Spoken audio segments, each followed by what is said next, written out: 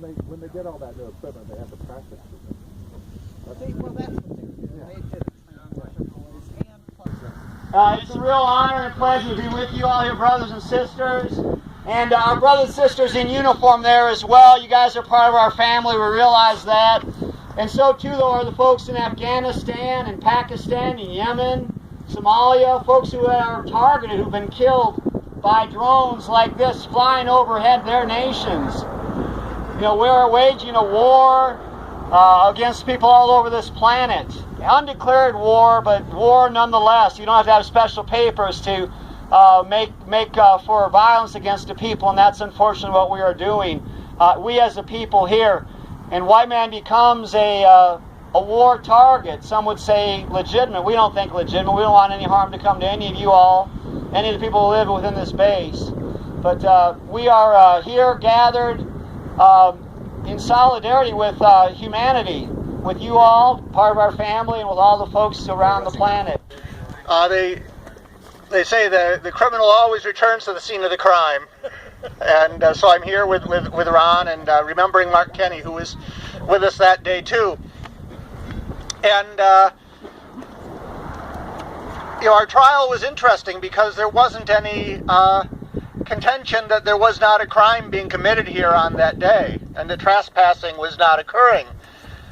But the crime that was being committed was the trespassing of drones from Whiteman Air Force Base into the airspace of Afghanistan, Pakistan, Yemen, and a number of other places that was probably going on that day as well.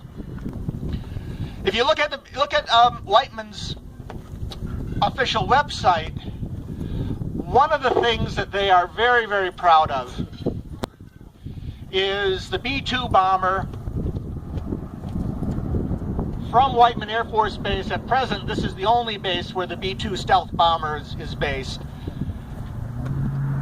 In October of 2001, just weeks after 9/11, it was the B-2 bomber from Whiteman Air Force Base that first violated the airspace of Afghanistan and started raining down fire on the city of Kabul. Within a few days, more than 3,000 people, more than died at the World Trade Center on 9/11, were killed in Kabul. Probably none of these people even knew that the World Trade Center had been bombed. Innocent people, men, women, and children, murdered in their homes by the spirit B-2 bomber from this base. Now, what the drone is doing. See, the B-2 bomber, getting it across the ocean and across continents, it has to be refueled in the air several times. It's a huge operation to get it there. The drone is very, very small. It's comparatively cheap. It's much easier, and the drone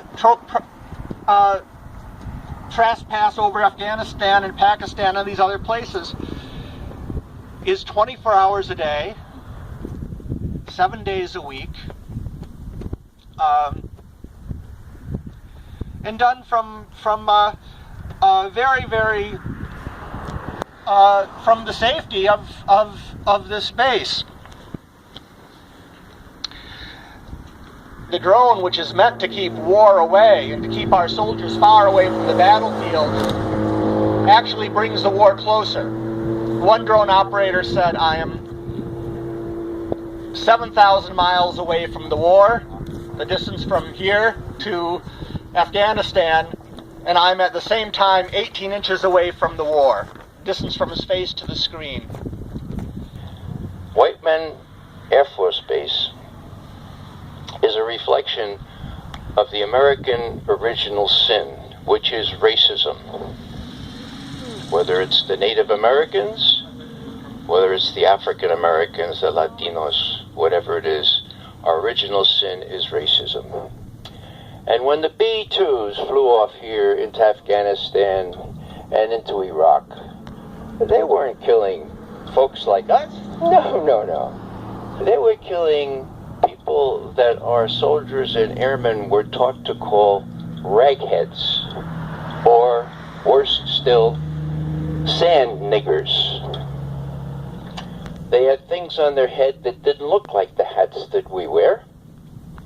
And, this definition that they give to these kinds of people beyond the pale, those people that they are labeling that are precisely the ones that Jesus called the least of these.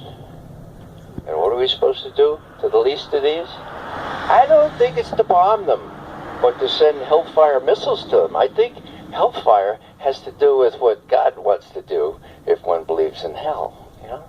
This is really pretty profound.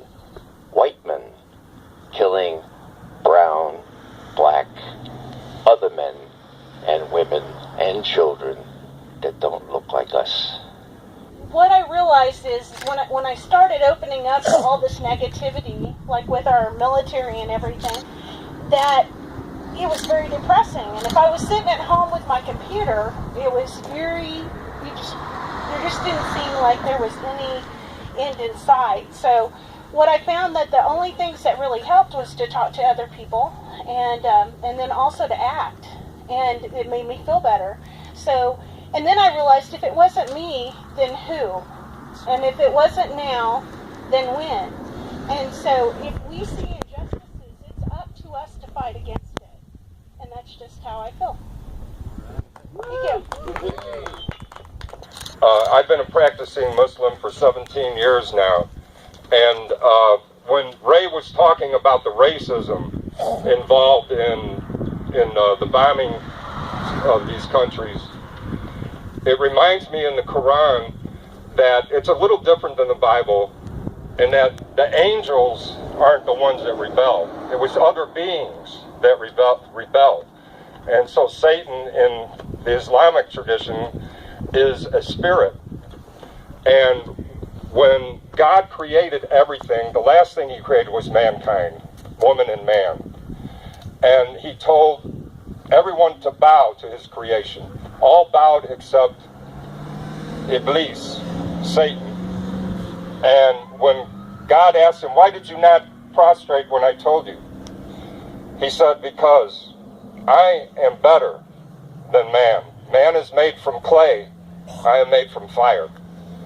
This sin, arrogance, racism, and racism, when we talk about racism, we have to understand it's not just color.